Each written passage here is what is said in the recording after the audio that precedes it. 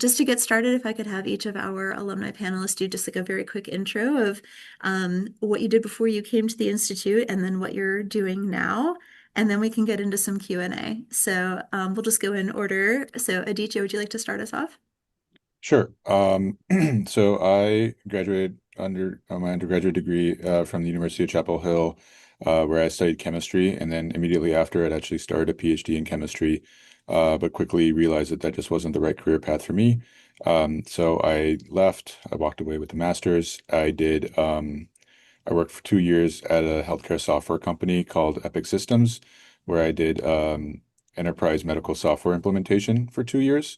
At which point that was my first foray into a little bit of exposure into data analytics and how it can be um, very insightful and valuable in a corporate context, which motivated me to return home and apply and attend the IAA, where I graduated in 2022. Great. And now you're at Morgan Stanley. What do you do at Morgan Stanley?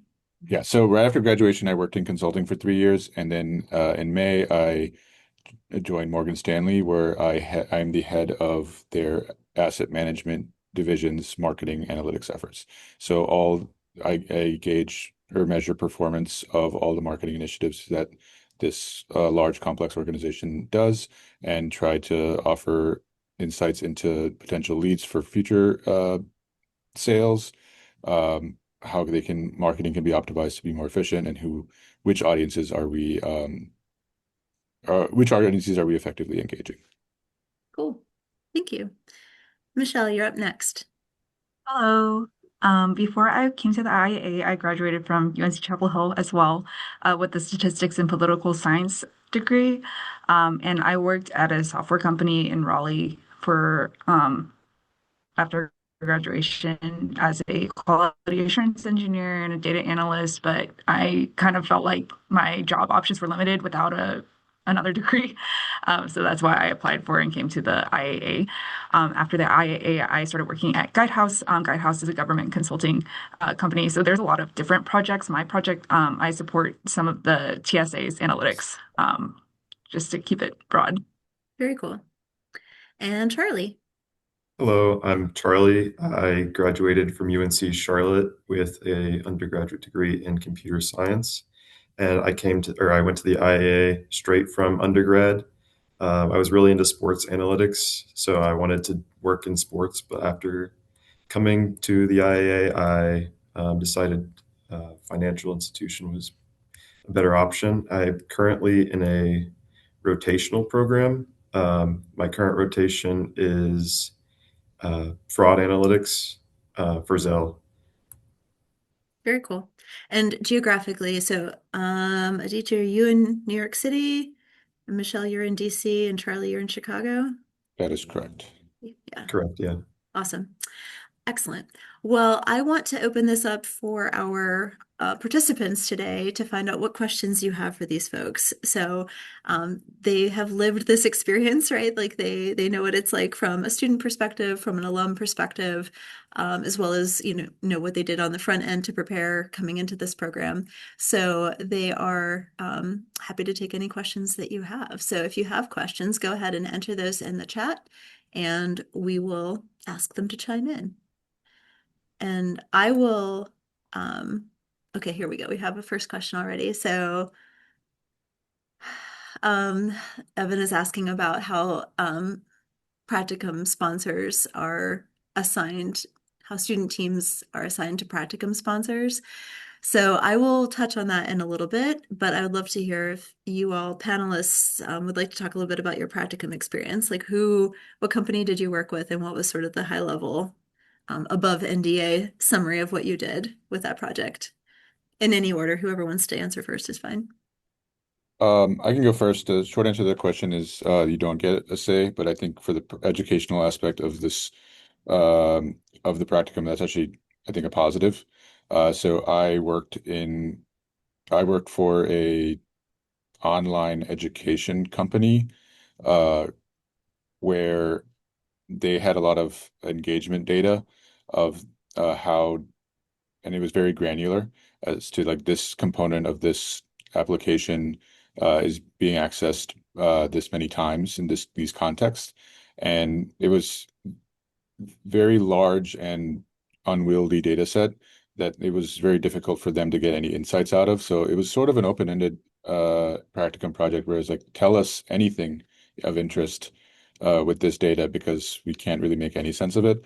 So there was a large portion of first understanding what is in here, unpacking it, and what we were able to tell is how certain components, and depending on the subject matter, um, a more visual tool versus a more audio tool has different engagement patterns in different contexts, and we kind of laid this all out in a Tableau dashboard for them. Excellent.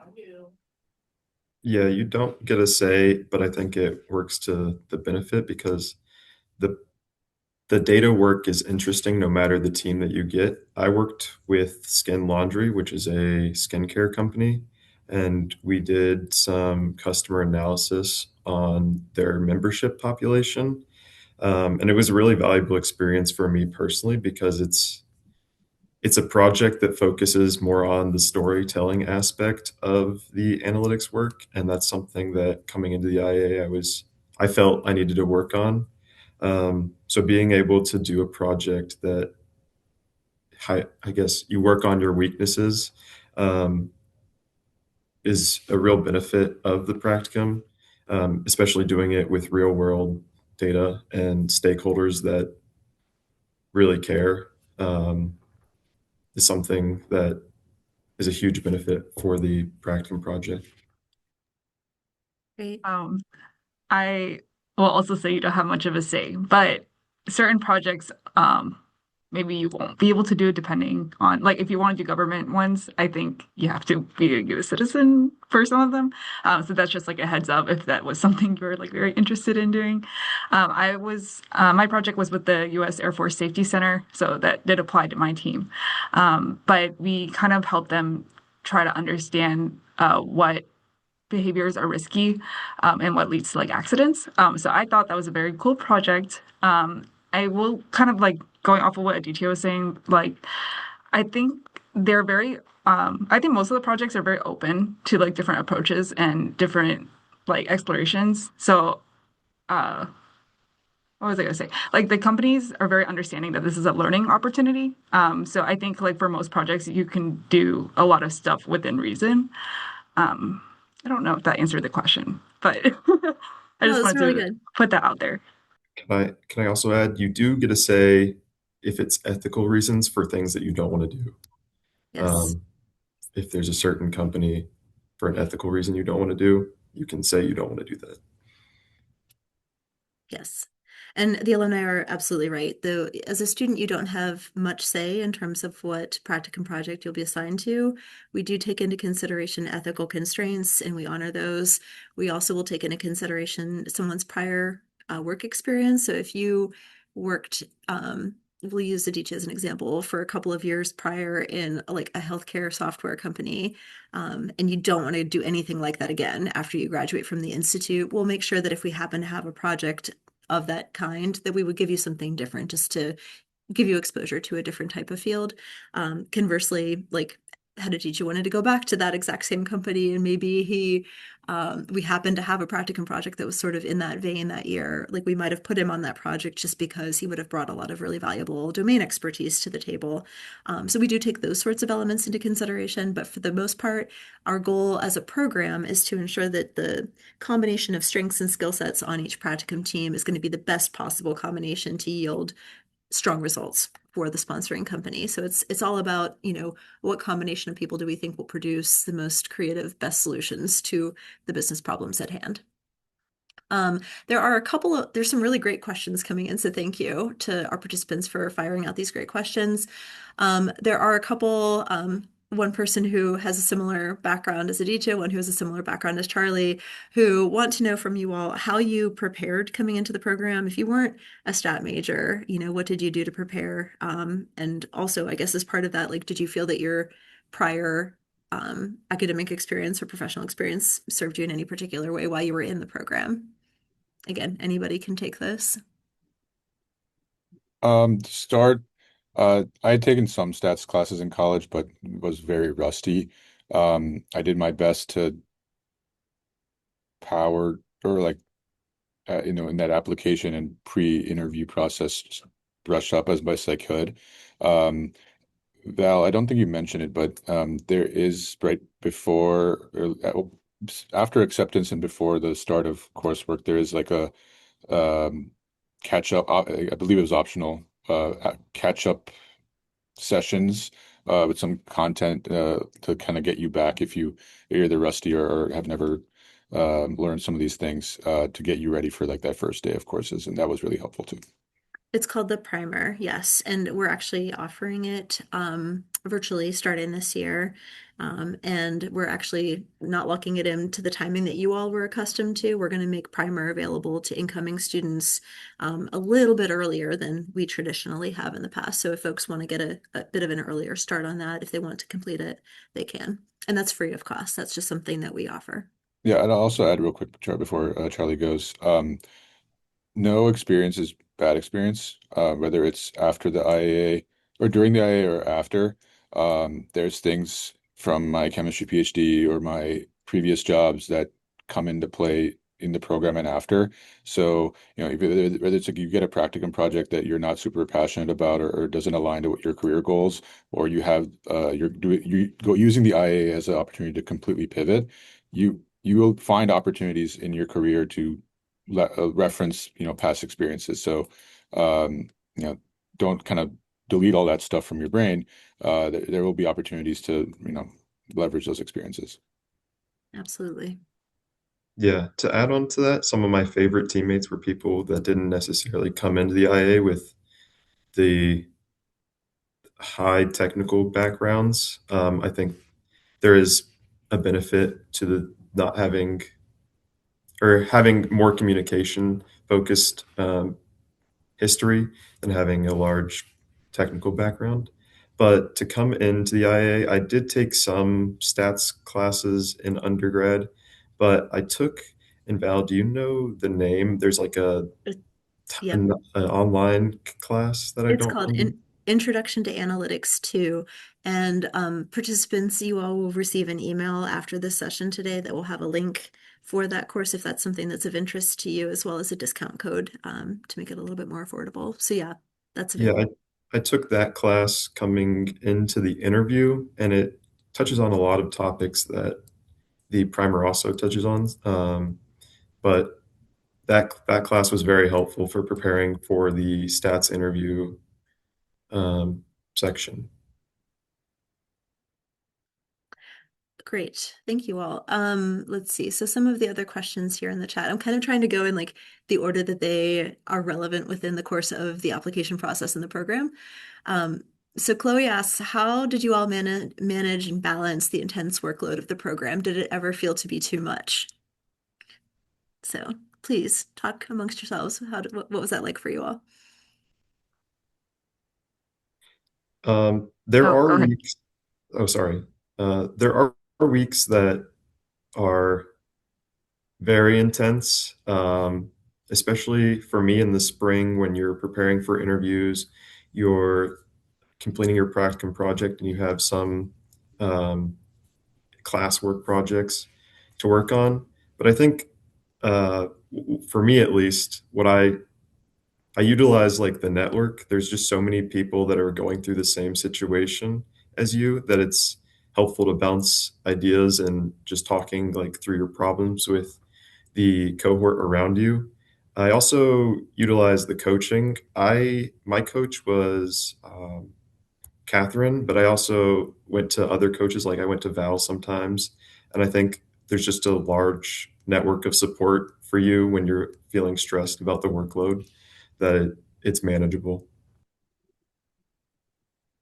I will say this is a very fast-paced program, but like Charlie mentioned, there's a large network, and I think something I used a lot was the faculty. They're just very accessible and like they have the open door, but you really have to make sure you go to them, like you actually go to them and talk to them. And I think as long as you're like communicating where you're having issues, usually you can solve it, but it's not something you can wait on. And that also goes with with the fact that there's so much group work involved too.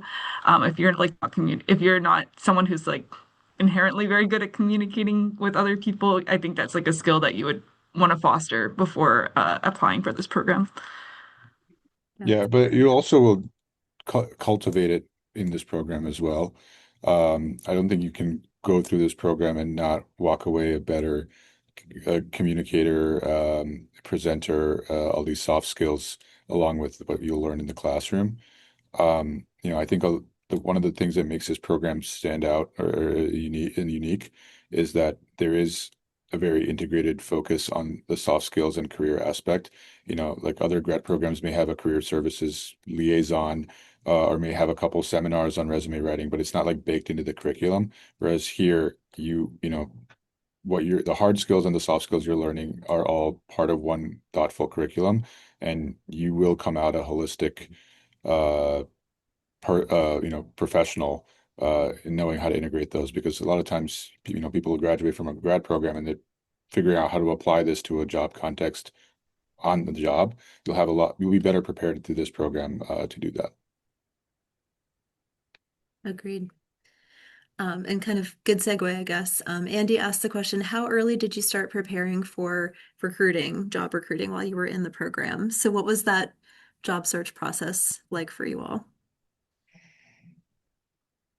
I think it's never too early to ideate on what you want to do.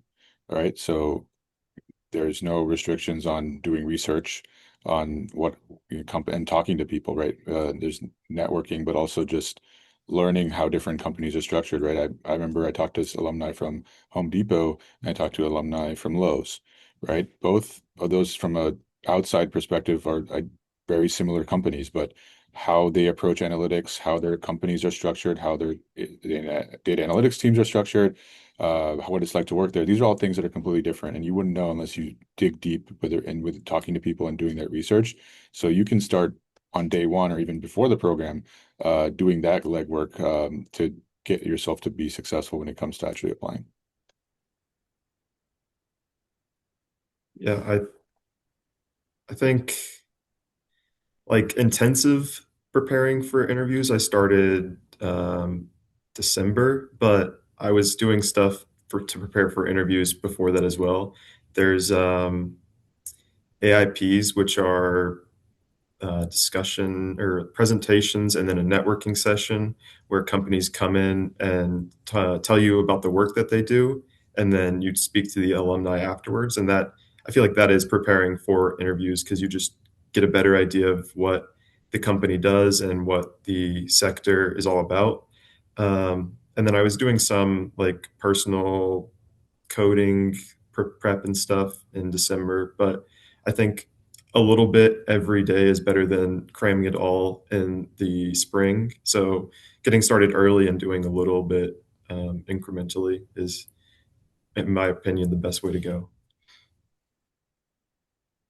I feel like the timeline has probably changed a little bit since I was at the program. A So little maybe bit, Val yeah. can speak more to that. But I think I ended up doing a lot of the kind of the school also partners with like companies to do interviews. So I participated in a lot of those like in-house interviews, and I actually found Guidehouse through an AIP and through an in-house interview. But I, like any networking is going to take you a long way, and that's something you can do even if you don't necessarily have the experience or knowledge you think you need for the job. Um, but I feel like if I was applying for jobs right now, I can definitely like reach out to a lot of people now that I have this like bigger network. And that like also applies for when you're in the program. You'll just have more people to reach out to. Yeah, for sure. And the timing it hasn't changed too dramatically since you came through, Michelle, but we have some students who will interview for jobs during the fall semester. In fact, I think we have 5 out of our current 61 students who have already accepted offers of employment, which is stellar. But the bulk of the recruitment is happening at this time of year. So kind of January through graduation, that's when a lot of the real activity is occurring. And when we'll have, on-site interviews by companies happening here at the Institute and that kind of thing. I think next week is when we'll have our first waves of companies coming through to conduct job interviews with our students.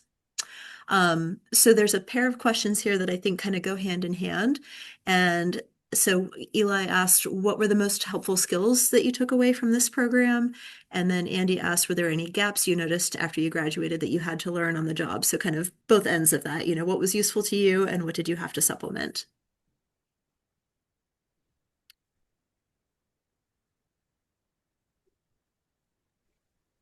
The most useful for me personally are the navigating team dynamics. I think I did teamwork in like my undergrad, but I didn't have any real work experience coming into the IA. So the practicum and navigating team dynamics was something that I learned a lot about in the IA, as well as just documenting work.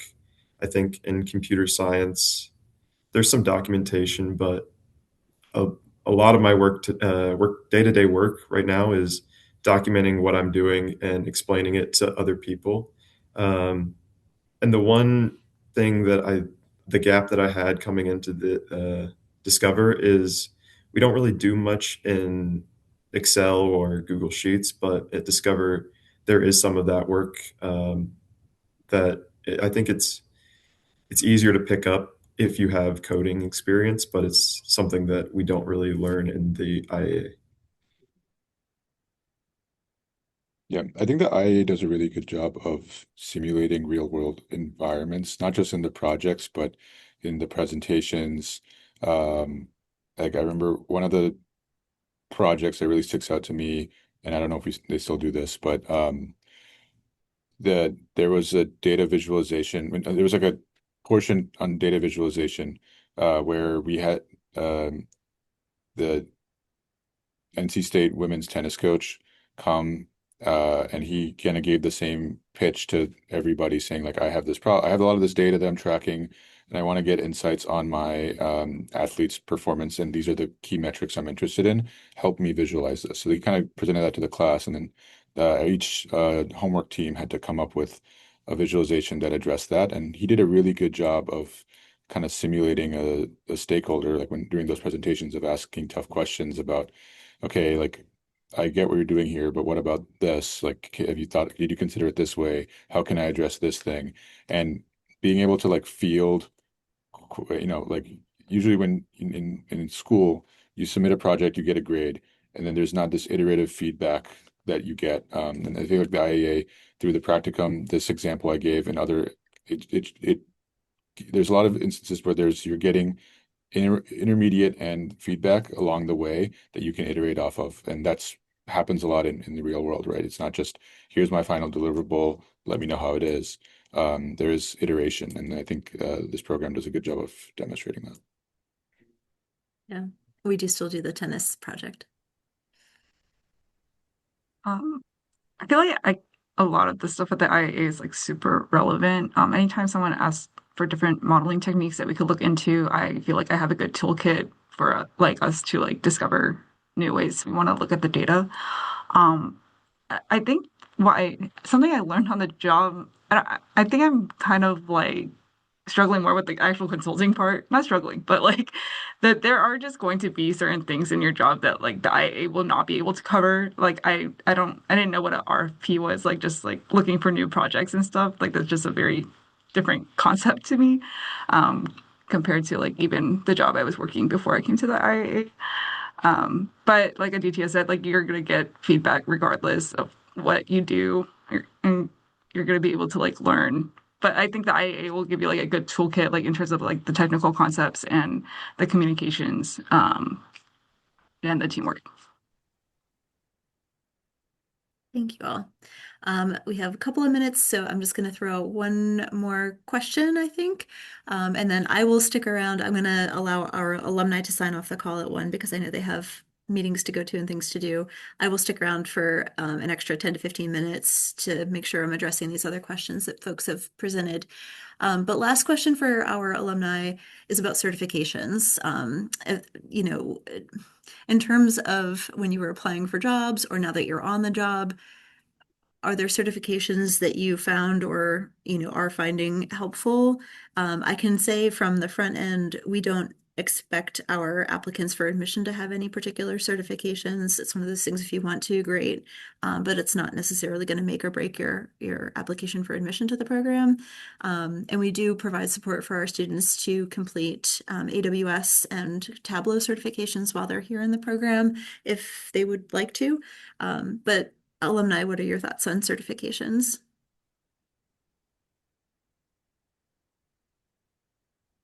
I think they're helpful, but I've also found that, when you have a certain degree, especially, a couple years removed from the IA, people have a baseline assumption that you have this degree, you have this relevant work experience. There is an assumption that you can deliver what you say you can deliver, right? So this is a certification is sort of supplementing. You have a stamp that you can do a specific skill. Besides the certifications that are offered, the certifications that Val mentioned and are kind of publicized through the program are very um, they're like extensions of what is being taught in the courses. I think a more useful approach is like if you're interested in working in financial services, and financial services is not specifically taught in the IAA because it's a data program, get a certification that shows that you have a financial services background. Or if you are interested in energy, or if you're interested in something that's not directly taught in the IAA, like how would someone know that you have that knowledge? Look for certifications that supplement your analytics as opposed to doubling down on your analytics. I think that can really show that you have more skills to offer than just your degree. Yeah, I think that's good advice. Just to like kind of bounce off of that, I do think if you're like applying, just like in general, if you're applying for stuff, like the certification might help you get the interview, but if they really want to make sure you have that skill, they're probably just going to test that skill. So like the certification is only going to help a little bit, maybe, but it's more important to like that you actually have that knowledge. Yeah, totally agree. All right. Any last words of wisdom from our panelists before you all log off? Any words of advice for these prospective students? I think it's really hard to overemphasize how important the network aspect of the IAA is. And the sooner you lean into the network aspect, the better. I networked with people before I apply or before I interviewed after I applied, and I think that helps tremendously in understanding the IAA. These panels are nice, but getting a one-on-one with somebody that has lived it, even if they haven't graduated yet, I think it could be helpful to get experience from a current student as well, and just to learn more about the IAA at every step. Agreed. I would say data analytics and is a broad application. It's a horizontal that touches in a lot of different areas. So whether it's you're thinking about your job search or your career, be creative in how you can apply this, right? It's not a linear career trajectory where I become data scientist level one, level two, level three, and I just keep rising. I mean, that exists, but there are a lot of other applications, and like when you apply that, not every job is going to say data in the title. That doesn't mean that you can't contribute or add value or applicable to that. So you can find creative ways to apply the skills you learn in this program to get very interesting careers. Like especially if you were to look at everyone to graduate from this program, a lot of people have interesting jobs that have used skills they learned in the IAA that the word data doesn't appear in the company or the job title, right? But that there is data analysis more and more appears everywhere. So kind of keep an open mind and be on the lookout for ways that you can use the skills in non-traditional ways. Absolutely.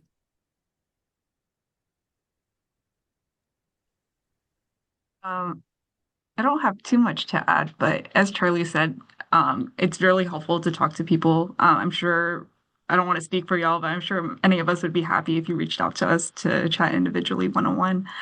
Um, I do want to like emphasize what Valerie was saying earlier in the presentation too. Like, while I appreciate this program and I wouldn't like, I would never like regret it. I also do acknowledge it's not for everyone. So I would really want to like examine what your goals are, like what you want to get out of it, and whether or not you think this is like a good fit for you. Because like honestly, it's not a great fit for everyone, which is fine. Um, it's just like important to be like informed before you like commit to it because I do think it is a big commitment to like take off work for like the year and then you're like commuting. It's like really a full-time thing that will be your life for a year. Yeah, completely. Yep. Couldn't have said that better. All right, well, thank you so much to our alumni.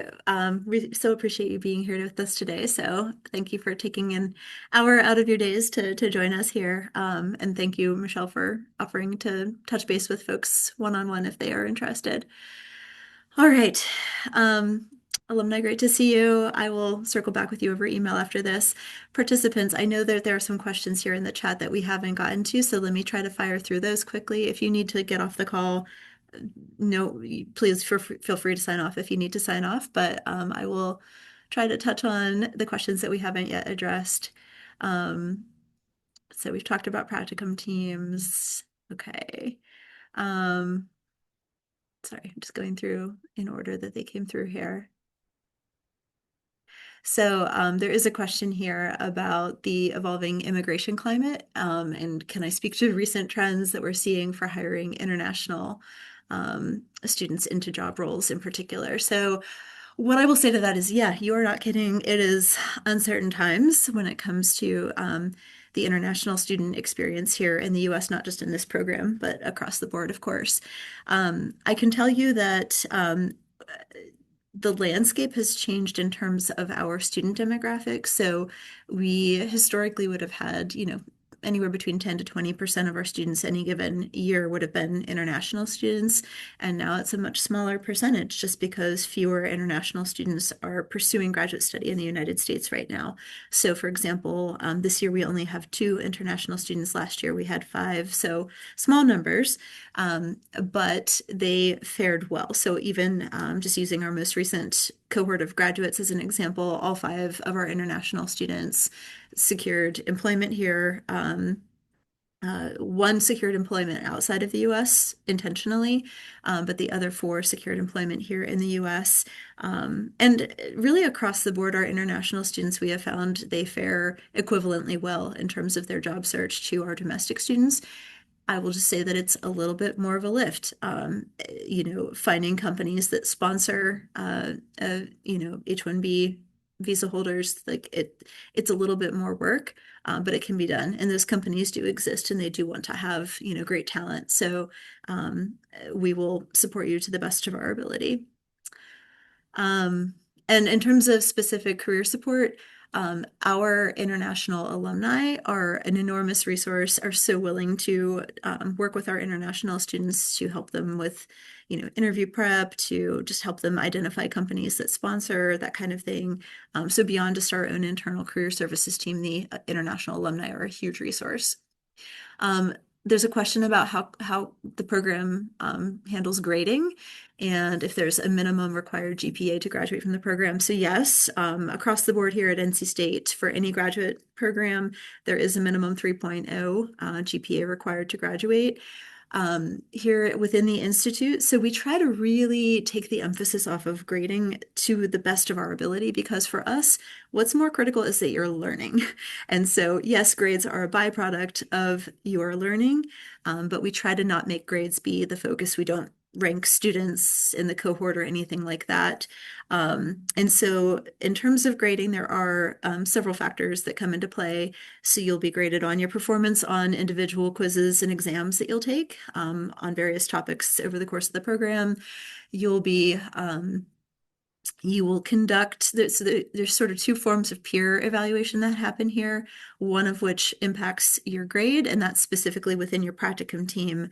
At various installments throughout the program, practicum teammates will provide an evaluation on how their peers are performing within that team, and that does get factored into the grade. There's also completely qualitative feedback that happens, and that's for professional growth and development purposes, where teammates, provide for each other, you know, positive feedback, like here are the things you're doing super well, and also here are some things where you have some room for improvement.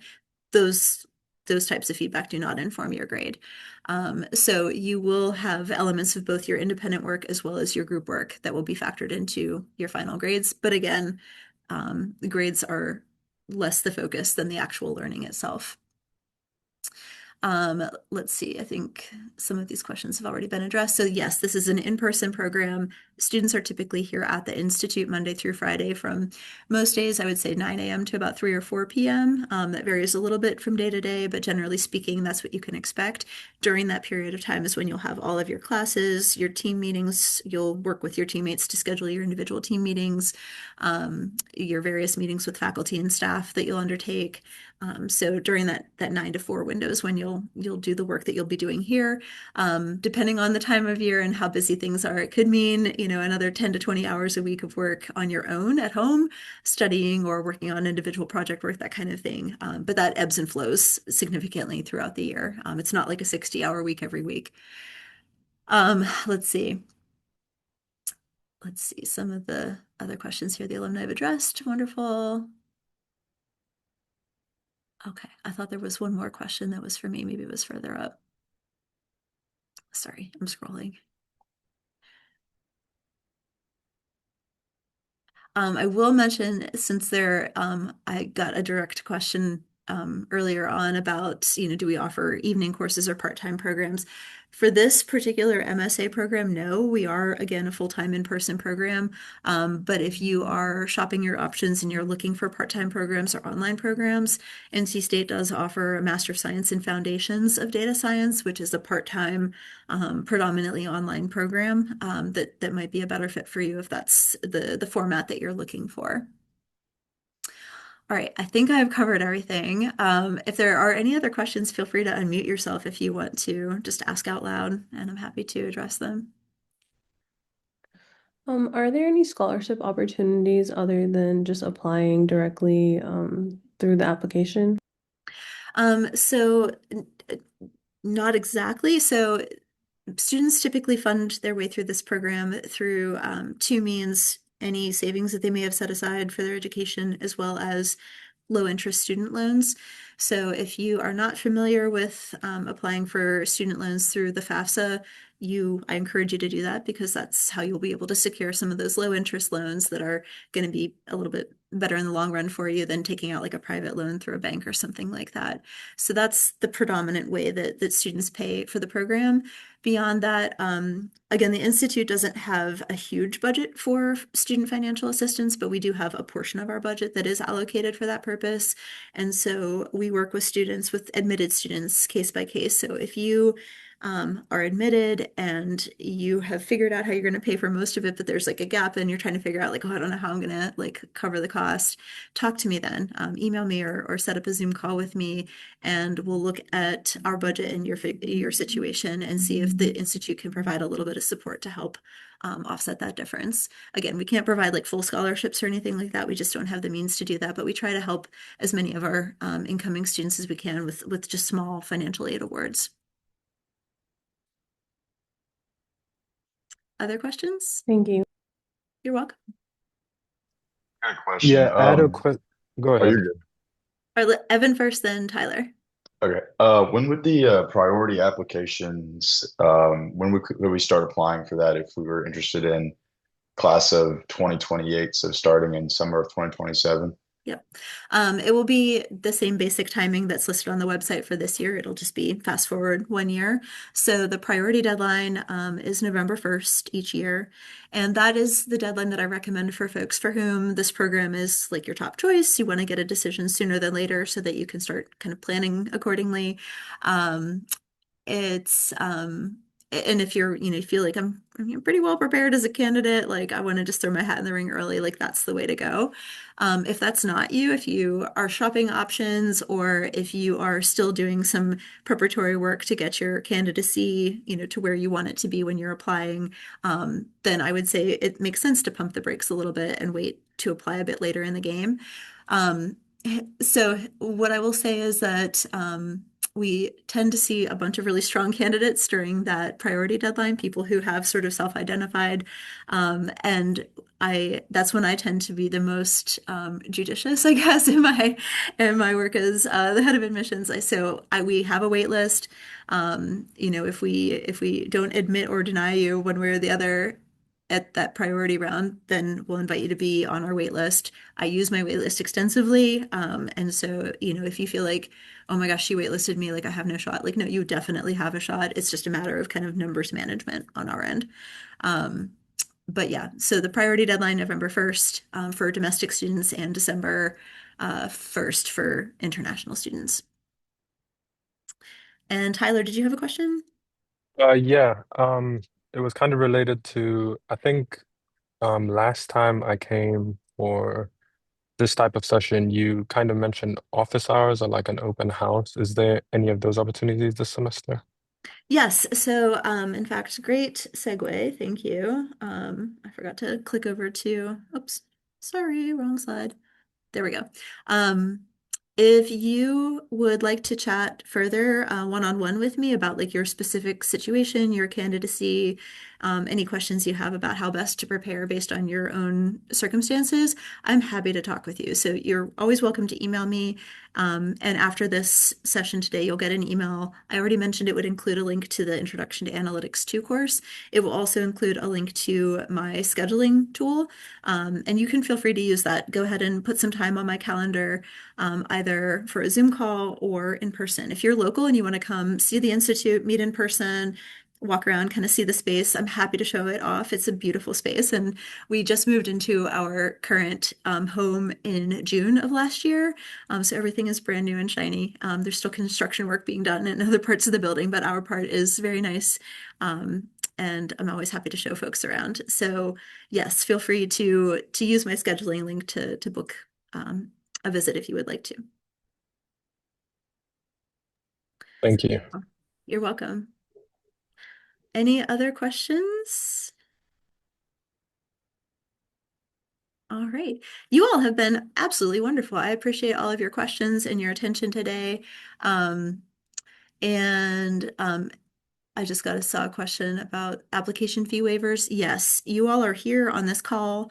If you decide to apply, when you are hitting submit, shoot me an email and just let me know, hey Val, I attended your info session. Can I get an application fee waiver? And I'm happy to do that.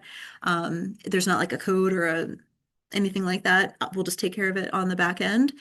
Just email me and let me know, and I Would will be this able be to do that. before or after application? After you apply. So when you are applying, skip the payment screen, just don't pay the fee. Hit submit and then shoot me an email and say, hey Val, please waive my fee, and I will take care of it.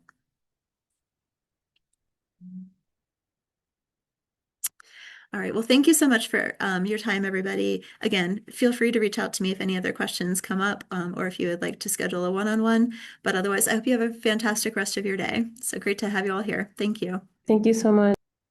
course. Thank you. Thank you. Thank you.